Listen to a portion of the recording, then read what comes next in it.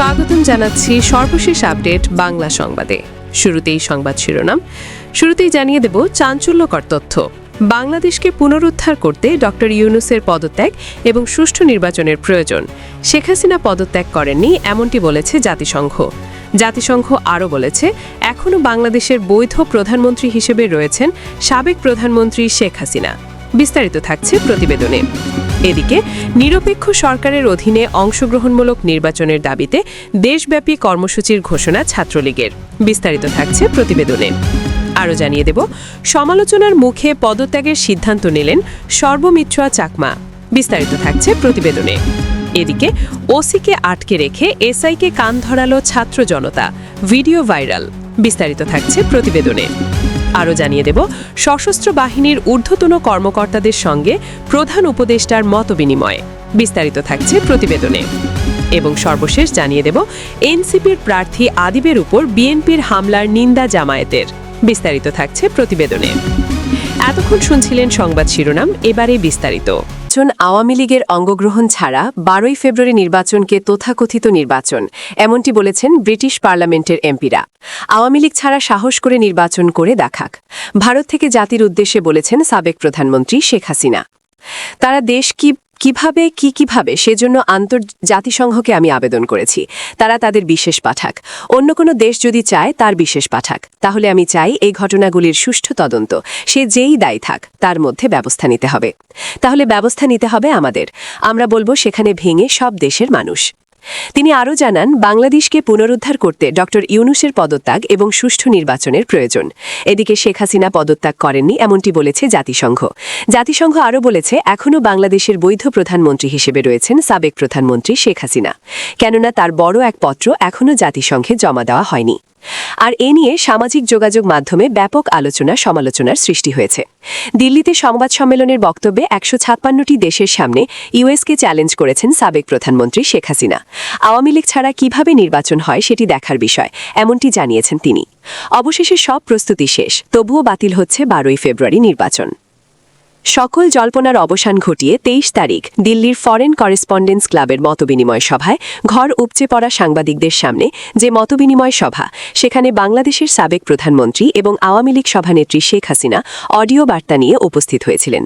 সেই অডিও বার্তায় তিনি বাংলাদেশের নারী পুরুষ, বাংলাদেশের সাহসী নারী পুরুষ, কেটে খাওয়া সৎ মানুষদের উদ্দেশ্যে বাংলাদেশকে ফেরত নেওয়ার জন্যে যে অন্ধকারতম সময় বাংলাদেশ পার করছে, যে নৈরাজ্যকর পরিস্থিতি বাংলাদেশ পার করছে, যে রক্তাক্ত বাংলাদেশ পার করছে, এই শব্দগুলো নানাভাবে তিনি ব্যবহার করে বলেছেন যে এই ডার্কেস্ট আওয়ার পার করে বাংলাদেশকে আবারও সমৃদ্ধির পথে, উন্নয়নের পথে নিয়ে যাওয়ার জন্যে বাংলাদেশের জনগণের উদ্দেশ্যে তিনি 5 দফা বাস্তবায়নের ডাক দিয়েছেন। তিনি 5 দফা অ্যাকশন পয়েন্ট ঘোষণা করেছেন। তিনি ডক্টর ইউনূসের অপসারণ চেয়েছেন, কারণ ডক্টর ইউনূসের অধীনে বাংলাদেশে একটি ফ্রি অ্যান্ড ফেয়ার ইলেকশন সম্ভব নয়, এবং ডক্টর ইউনূসকে অপসারণের মাধ্যমেই বাংলাদেশের গণতন্ত্র পুনরুদ্ধার করতে হবে।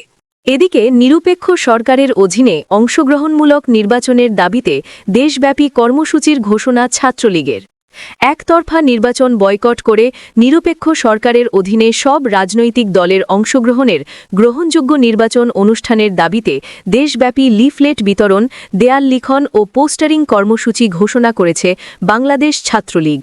সংগঠনটির পক্ষ থেকে জানানো হয়, জনগণের অংশগ্রহণবিহীন প্রশোহনবিদ্ধ নির্বাচন প্রক্রিয়ার বিরুদ্ধে ঐক্যবদ্ধ জনতার দাবিকে সামনে রেখে এই কর্মসূচি বাস্তবায়ন করা হবে।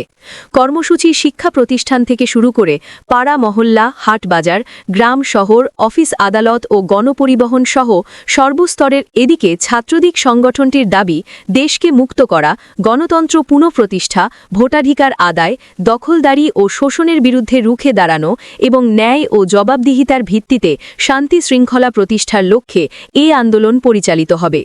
বাংলাদেশ ছাত্রলীগের পক্ষ থেকে জেলা, মহানগর, বিশ্ববিদ্যালয়, উপজেলা, পৌর আজ থেকে 31 জানুয়ারি 2026 পর্যন্ত সরকারি এবং জরুরি ভিত্তিতে এসব কর্মসূচি বাস্তবায়নের নির্দেশনা দেওয়া হয়েছে। কর্মসূচিতে ব্যবহৃত স্লোগানগুলোর মধ্যে রয়েছে প্রশোহনের নির্বাচন, ভোট দেবেন না, নো ভোট নো ভোট, নৌকা ছাড়া কিসের ভোট, ভোট আমাদের অধিকার, ভোট পড়েছে দখলদার এবং সকল দলের অংশগ্রহণ নির্বাচন নয়তো প্রশোহনের অংশ। আরও জানিয়ে দেব, সমালোচনার মুখে পদত্যাগের সিদ্ধান্ত নিলেন সর্বমিত্র চাকমা। ঢাকা বিশ্ববিদ্যালয়ের কেন্দ্রীয় মাঠে ও জিমনেশিয়ামে ডাকসু কার্যনির্বাহী সদস্য সর্বমিত্র চাকমা কিশোর ও তরুণদের লাঠি হাতে কান ধরে ওঠবস করাচ্ছেন এমন দুটি ভিডিও পরপর দুদিন ফেসবুকে ছড়িয়ে পড়ে। সমালোচনার মুখে এ ঘটনায় দুঃখ প্রকাশ করে পদত্যাগের সিদ্ধান্তের কথা জানালেন সর্বমিত্র। সোমবার ২৬শে জানুয়ারি দুপুরে ফেসবুকে নিজের ভেরিফাইড পেজে এমন সিদ্ধান্তের কথা জানান তিনি।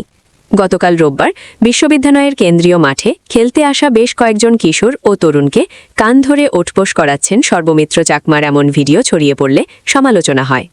আজ সোমবার ছড়িয়ে পড়া ভিডিওতে দেখা যায় সর্বমিত্র চাকমার হাতে রয়েছে লাঠি।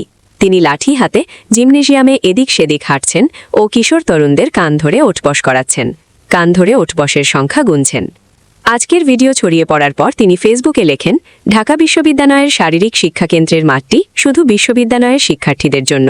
দীর্ঘদিন ধরে বহিরাগতদের অবাধ অনুপ্রবেশ একটি গুরুতর নিরাপত্তা সংকটে রূপ নিয়েছে। এদিকে ওসিকে আটকে রেখে এসআইকে কান ধরালো ছাত্র জনতা, ভিডিও ভাইরাল।